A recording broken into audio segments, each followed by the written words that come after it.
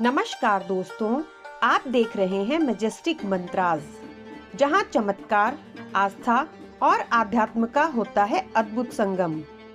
आज हम बात करेंगे उस दिन की, उस पल की जब बागेश्वर धाम में एक ऐसी अर्जी लगी जिसे खुद महंत श्री धीरेन्द्र कृष्ण शास्त्री ने चमत्कारी अर्जी कहा। जी हाँ, तारीख थी 11 मई, स्थान बागेश्वर धाम सरकार और अवसर था दिव्य दरबार का। हर बार की तरह इस बार भी हजारों की भीड़ आस्था और विश्वास का दरबार लेकर पहुंची थी। कोई बीमारी से मुक्ति चाहता था, कोई संतान सुख की कामना लेकर आया था, तो कोई अपने बिगड़े कामों को संवारने की उम्मीद लिए। लेकिन इस बार कुछ अलग था। एक अर्जी ऐसी आई जिसने सबका ध्यान अपनी ओर खींचा। न केवल वहां मौजूद भक्तों का, बल्कि सोशल मीडिया से लेकर अखबारों तक इस अर्जी ने हलचल मचा दी। तो आइए जानते हैं क्या थी वो अर्जी और क्यों कहा गया उसे चमत्कारी। क्या सचमुच उसमें कोई दिव्य संकेत छिपा था? आइए पहले जानते हैं बागेश्वर धाम की महिमा के बारे में। बागेश्वर धाम मध्य प्रदेश के छतरपुर जिले में स्थित वह पावन स्थल है जो आज सिर्फ भारत ही नहीं बल्कि विदेशों में बसे सनातन प्रेमियों के लिए भी आस्था का केंद्र बन चुका है। यहाँ हर मंगलवार और गुरुवार को लगता है दरबार, जहाँ मन की बात बिना कहे सुनी जाती है और अर्जियां खुद ब खुद धाम सरकार के चरणों में पहुँच जाती है। ये वो जगह है जहाँ बाबा के श्रीमुख से निकलती बातें लोगों के जीवन की दिशा बदल देती है। और यही हुआ 11 मई को।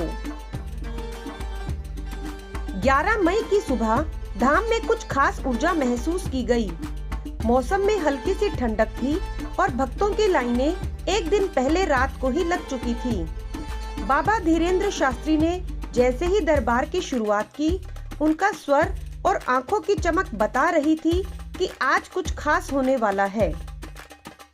दरबार के बीच में जब बाबा ने अर्जियां पढ़ना शुरू किया, तब एक लाल रंग की पर्ची उनके हाथ में आई। बाबा ने उसे देखते ही रुक कर कहा, यह अर्जी चमत्कारी है। इस पर जो लिखा है वह केवल अर्जी में नहीं, आने वाले समय का संकेत है। सन्नाटा सा छा गया, सबकी निगाहें बाबा पर और उस अर्जी पर टिक गई। बाबा ने पढ़ना शुरू किया। पर्ची में लिखा था, हे धाम सरकार, मैं एक साधारण महिला हूँ। मेरी बेटी पिछले 3 सालों से बोल नहीं पा रही है। डॉक्टर ने जवाब दे दिया है।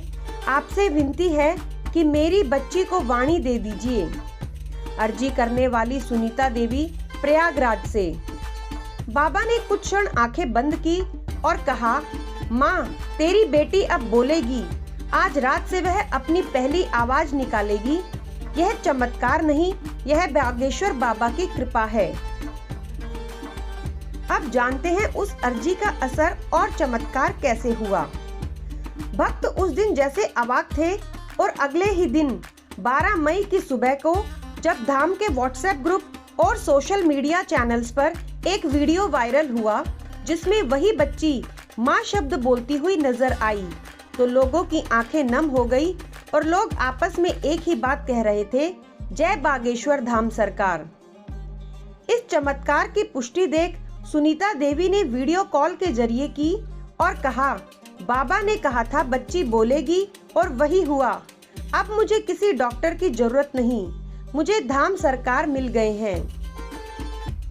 तो आखिर इस अर्जी को चमत्कारी क्यों कहा गया?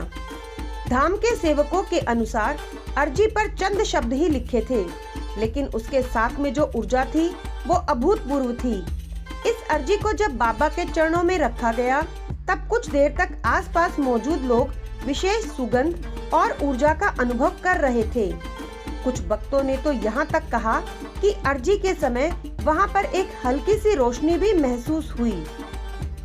धाम के कई पुराने सेवकों का मानना है कि यह सिर्फ एक चमत्कार नहीं था, यह बाबा के माध्यम से आया दिव्य संकेत था कि जब आस्था सच्ची हो तो असंभव भी संभव बन जाता है।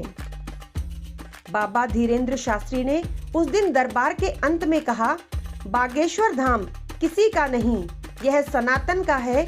यहाँ जो आता है खाली नहीं लौटता, लेकिन शर्त एक है, आस्था और नियम।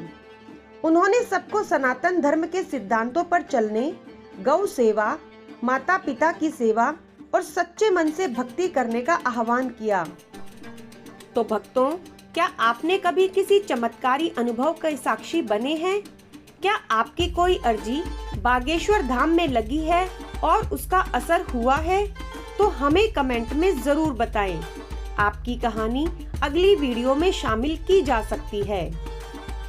आस्था रखिए, विश्वास रखिए, क्योंकि जब श्रद्धा सच्ची होती है तब बाबा बागेश्वर आपके कंधों पर हाथ रखते हैं।